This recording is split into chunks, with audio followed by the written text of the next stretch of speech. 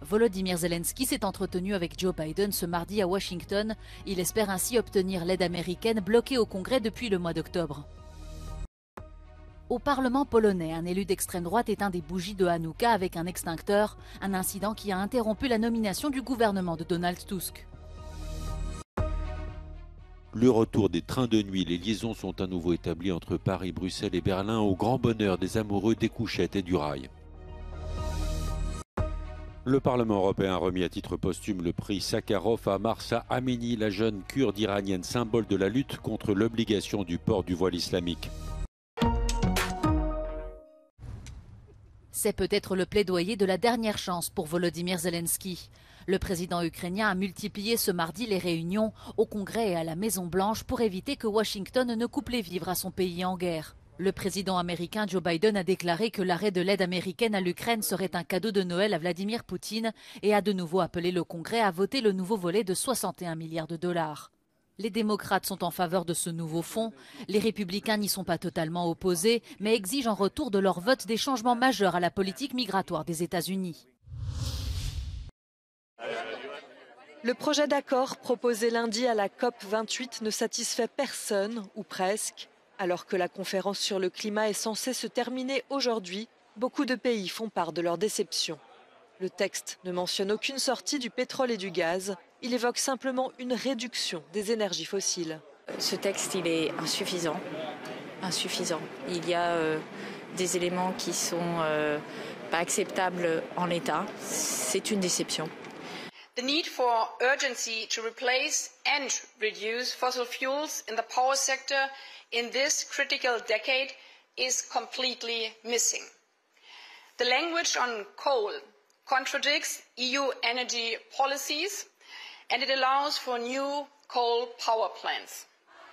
Les militants de la cause climatique exigent eux aussi l'élimination progressive des énergies fossiles.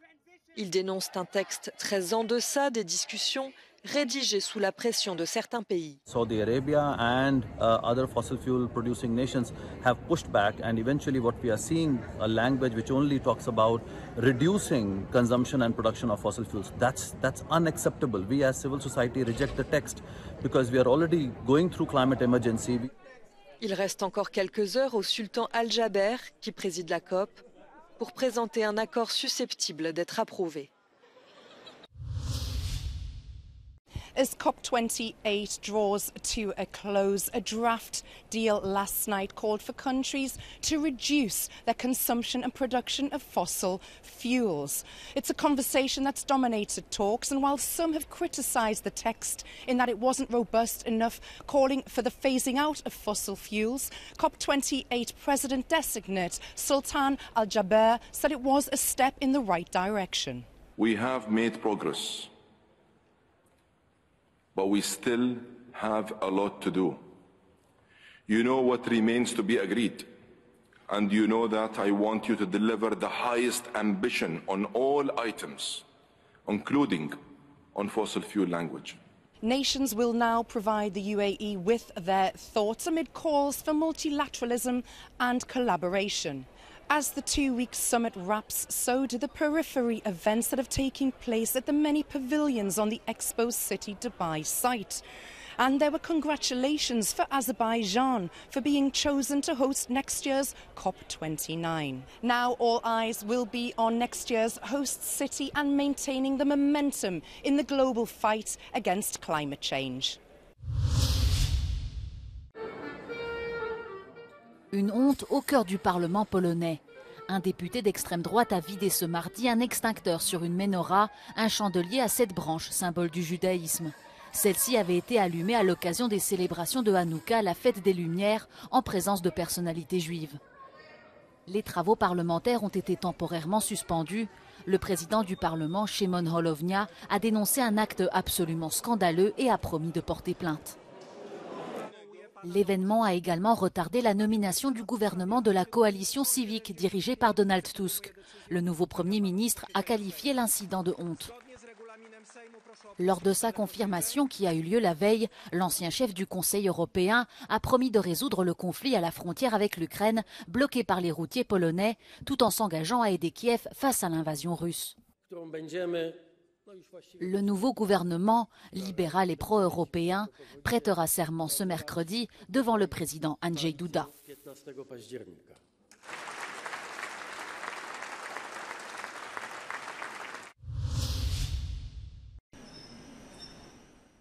Le train de nuit entre Berlin, Bruxelles et Paris circule à nouveau. Cela n'avait pas eu lieu depuis près de 10 ans. Les compagnies ferroviaires françaises, allemandes, autrichiennes et belges travaillent main dans la main au plus grand bonheur des amoureux du rail. Wir freuen uns, dass nach 9 Jahren es wieder einen Nachtzug nach Paris gibt. Dafür haben wir lange gekämpft als Back on Track. Und jetzt sind wir hier und können die Abfahrt des ersten Zuges begleiten. La demande est si importante que les trains couchettes affichent complet. Il faut attendre des semaines avant d'espérer trouver une place libre.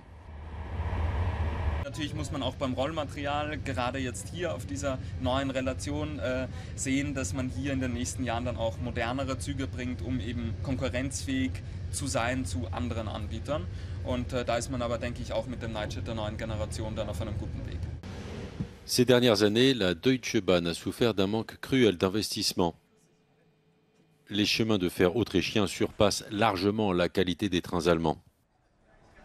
It was a pleasant trip, so it's quite comfortable to not have to worry about catching the flights or something like that. And only disadvantage is they're slightly late occasionally, as it's today. La forte demande devrait pousser les compagnies à investir davantage dans les trains couchettes. C'est en tout cas l'espoir de la correspondante d'Euronews. Fall asleep in Berlin and wake up in Brussels. This year, sleeper trains are making a comeback.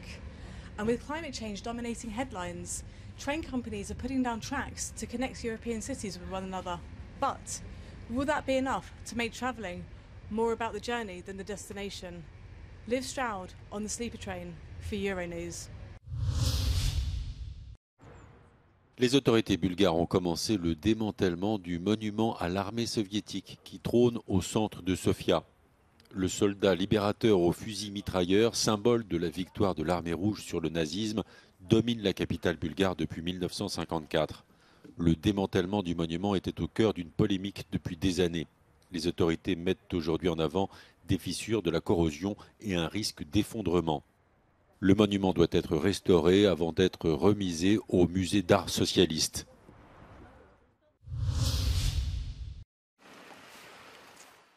Nous sommes dans la base de l'OTAN de Tapa, au nord de l'Estonie et à 150 km de la frontière avec la Fédération de Russie. Comme ailleurs dans le pays, des soldats ont installé des sapins de Noël et se préparent aux célébrations traditionnelles de la Nativité. À la différence qu'ici, les fêtes de fin d'année n'impliquent pas un relâchement de la vigilance. Depuis l'annexion de la Crimée par la Russie en 2014, l'OTAN a renforcé sa présence sur son flanc est. 3200 soldats sont déployés dans la base. 80 appartiennent à une division américaine d'artillerie. Ils sont équipés de 4 lance-roquettes multiples M142, des HIMARS. La portée des roquettes atteint 300 km. Marina Lushina est lieutenant dans l'armée estonienne. During peacetime, our own altogether purpose is to deter, to show that we bite if you bite.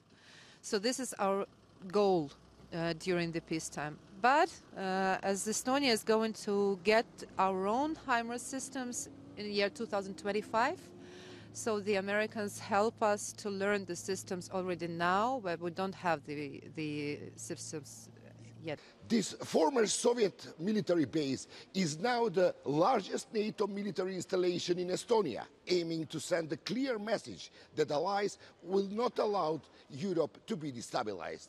In Tapa NATO base, Estonia, for Euronews, Borian Jovanovski. Plus de matchs de football jusqu'à nouvel ordre en Turquie. Toutes les rencontres des ligues professionnelles sont suspendues après une violente agression contre un arbitre. Elle s'est produite ce lundi à Ankara à la fin d'un match. L'arbitre a été frappé en pleine figure par le président d'un des deux clubs. FIFA kokartlı hakemimiz Hallimut Meler çok kötü ve insanlık dışı bir saldırıya uğramıştır. Bu saldırıyı şiddetle kınıyoruz. Bu yapılan saldırı Türk futbolu adına maalesef çok şanssız ve utanç gecesi. Türk futbolunun bunları hak etmediğini düşünüyoruz ve artık yeter diyoruz, yeter. L'arbitre souffre d'une fracture près de l'œil. Il a été hospitalisé. Son état n'est pas considéré comme grave. En plus du président du club, 2 autres personnes se sont jointes à l'attaque. Elles ont toutes été arrêtées. L'affaire prend une tournure politique puisque le ministre de l'Intérieur s'est rendu au chevet de la victime. Le président turc Recep Tayyip Erdoğan lui a souhaité un prompt rétablissement. Le Parlement européen a remis à titre posthume le prix Andrei Sakharov à Mahsa Amini, la jeune kurde iranienne de 22 ans, décédée en septembre 2022, 3 jours après son arrestation par la police des mœurs de Téhéran. La famille de Mahsa Amini avait prévu de venir assister à la remise du prix. Les autorités iraniennes l'ont interdit. Their treatment is another example of what the people of Iran face every day. Let me say that the courage and resilience of Iranian women in their fight for justice, liberty and human rights will not be stopped.